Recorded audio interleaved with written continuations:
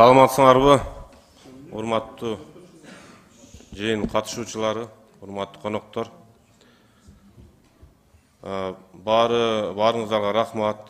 Мына эл өкүлдөрү келип отурат, жарандар келип отурат. Жана Өзенбаев бактак айтып кетти. Мына патриот агаларды келип, элдин ичинен чыгып келип айтышып атат да. Мына 309-токтом боюнча талкуулап атат да. 309-токтом өзү чыгаардан мурда ушундай талкуу болуш керек. Кандай дейсиңер? 309-токтом чыгаардан мурда эл менен жолугушууларды өткөрүп, жерлеринде түшүндүрүү иштери болгондо андай тартышуу болбойт эле. Себеби мына мен айтып кетейин, 94-жылдан бери туулган биздин балдарыбыз азыр канчага чыкты? 30-га чыкты. 30-га чыгып калды, турабы? Ошо 30 жашка чейинки балдардын эч кандай үлүшү жок бүгүнкү күндө.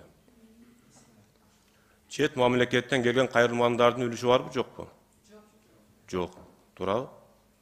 Мына мен дагы жерлерде райондорго барып, айыл өкмөттөргө барып, жыйындарды өткөрүп атабыз. Кеминде 95% каршыда эл. Же туура эмес айтып атамбы? Туура. 95. 100%. Эми ушундай кемчиликтер болуп атат да. Азыр эми эл нааразы болуп атса дагы, эми баарыбыз периште эмеспиз да, урматтуу жердештер. Мына мен айыл чарба министрлигине айткым келет эле да. Мынча кичине кемчиликтер болсо оңдош керек да. Бул деген азыр үлүшү барлар бар, үлүшү жоктор кыйналып атат. Мисалы үчүн бир боо пресс азыр күндө 500 сомго чыгып атат.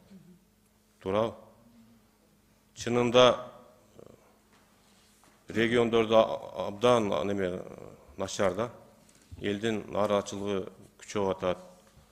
Элге эмне керек?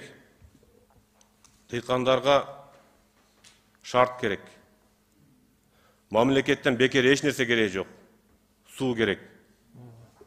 Жер семирткичтерди шарт түзүп берсе, турабы? Арзаныраак кылып, күйүүчү майларды арзаныраак кылып шарт берсе, эл өзүн өзү багат да.